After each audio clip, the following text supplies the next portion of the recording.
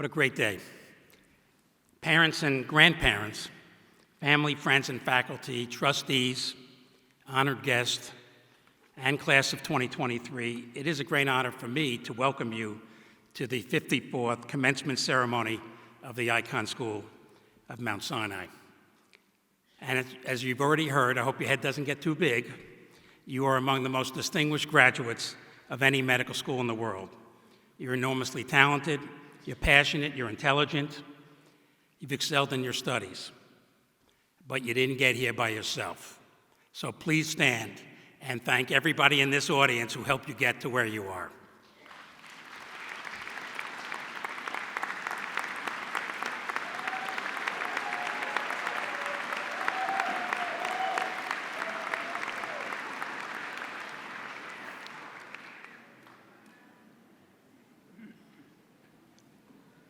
But you have something more, a priceless quality that will serve you well. As mentioned, in the first few months here, you witnessed something that is not taught in any textbook, nor in any laboratory. It is a crucial element to becoming a physician and scientist, and that's character. You witnessed the strong moral character of our Mount Sinai physicians, our nurses, other medical professions. You saw them firsthand put their lives on the line to battle COVID-19 to save lives. And here I'd like to have everybody back behind me stand up, and any doctors, any nurses who've had anything to do with treating COVID-19 also to please stand, and let's give them our applause.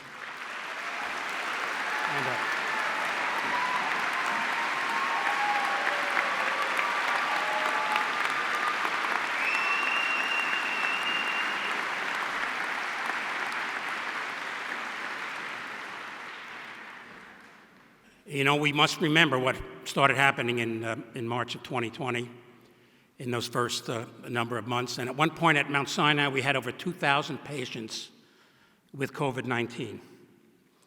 We had a hospital in Central Park. There wasn't treatment. There was no vaccine. It is the moral courage of the highest order to accept your obligation, to use your training to heal others, to serve those that are suffering, even when confronted with death. And you witnessed also scientists shortly after the onset of the pandemic, roughly in May of 2020, return to their laboratories to solve the riddles of the COVID-19 pandemic. So you are entering a society of service, a society of honor and integrity that calls upon you to confront adversity, because that will happen in your career. And in the words of the poet, Alfred Lord Tennyson, you must remain strong in will, you must continue to strive, to seek, to find, and not yield. I believe that adversity reveals character. Adversity reveals character. And in our time of adversity, you saw the character of Mount Sinai.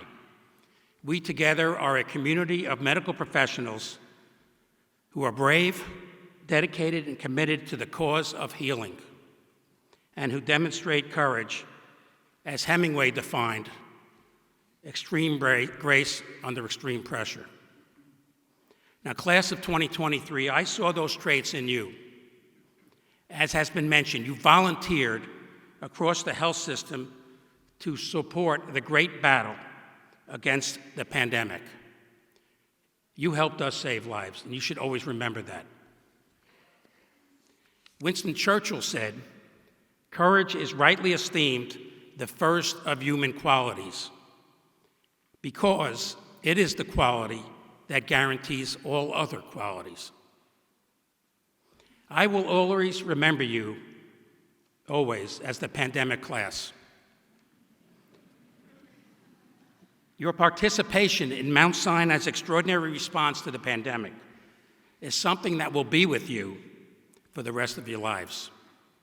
You will share that experience with your children and grandchildren. You will share the times when Mount Sinai was the epicenter of the COVID-19 pandemic. You will share the days of darkness when there was little treatment for our infected patients.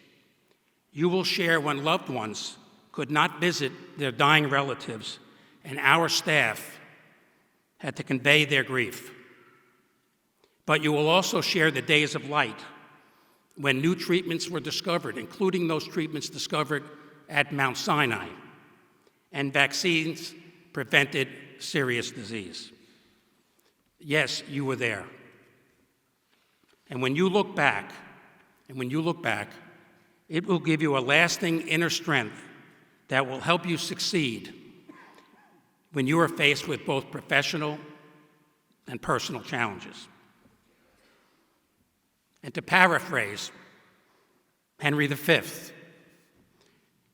from St. Christmas Day speech, which was part of the play by Shakespeare, quote, "The feats done during the early days of the pandemic by our nurses, by our physicians, by all of our frontline staff, and by you, class of 2023, these days will be remembered forever. And for those who were not here with us during those dark days of 2020 and the days of light that followed, perhaps they will have regrets that they were not with us."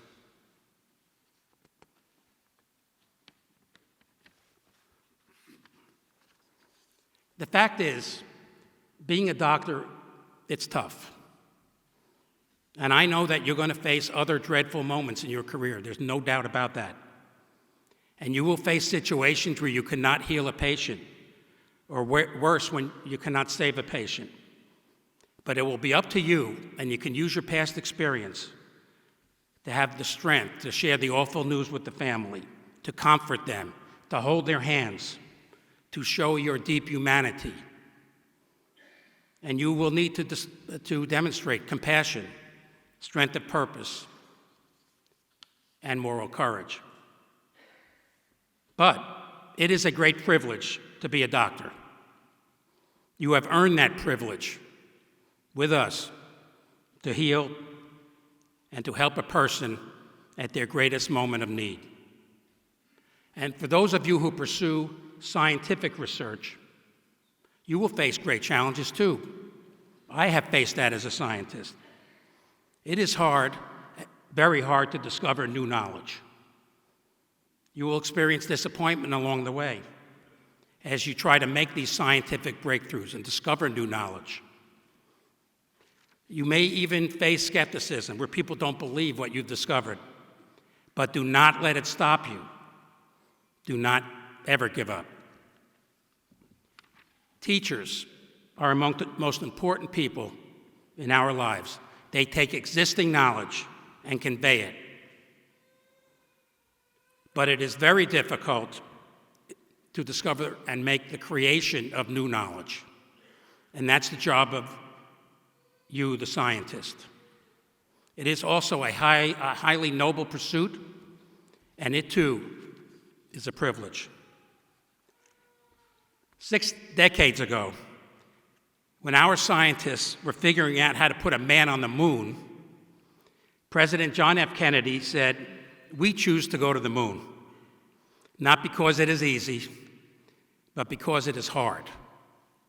Because that goal will serve to organize and measure the best of our energies and skills, because that challenge is something we are willing to accept. And I know that you who become scientists are willing to accept that too." Because being a doctor and a scientist is hard, it can take a personal toll. I know that. So it is important as you care for your patients and you do your research, you must also care for yourself. We know that physicians and scientists can suffer from stress and burnout, depression and anxiety. You cannot pour from an empty cup. So I want to remind you to constantly build your resilience skills and to keep your cup full. In my own work and in my personal life, I have found these principles to be helpful, especially after I was the victim of a violent shooting 7 years ago. And here are a few reminders from my prescription resilience. Maintain a positive attitude, even when faced with difficulties and disappointment. Allow yourself to reappraise stressful, even traumatic events and put it into perspective. Nurture a supportive social network. True friends are really important in getting through tough times. Take care of your physical well-being, and as we've talked about, embrace your own moral compass. Admiral William McRaven, the former head of the U.S. Special Operations, who organized and oversaw the raid that took down Osama bin Laden, describes moral compass as a personal code of honor that will help you guide yourself through tough times. And being a person of high integrity is what separates great leaders, which I know you're going to become, from others. One more way to build resilience and maintain your equilibrium is to appreciate what you're doing. There is beauty to the daily practice of science and medicine. Those of us who have been doing this for many years, we appreciate that beauty, and we want you to also. And remember that even though days are challenging, you have the opportunity to help people and the chance to make new discoveries about human disease. One of our faculty members, the renowned gastroenterologist Bruce Sands, who's in the audience today, recently shared his perspective on teaching and practicing medicine at Mount Sinai. Quote, "Even the toughest day in academic medicine is better than almost any other day that I can think of in any other career." Dr. Sands said, "On any day, we do not just teach, we inspire. We do not just do research, we create. And we do not just treat, we heal." Whatever the challenges, we should never forget the privilege we have of doing these things every single day, and to do them among a vibrant community of our colleagues. So, class of 2023, this is your time. It is your time to put your talents to work, to heal the sick, to make discoveries, to help humanity. And I ask, if not you, who? And if not now, when? Thank you very much.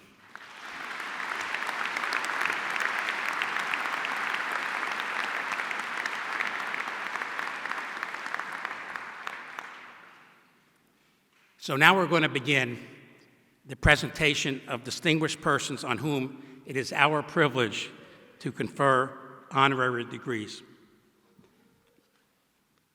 Our first honorary degree recipient is Dr. Ashish Jha, National Leader on Public Health and COVID-19 Response.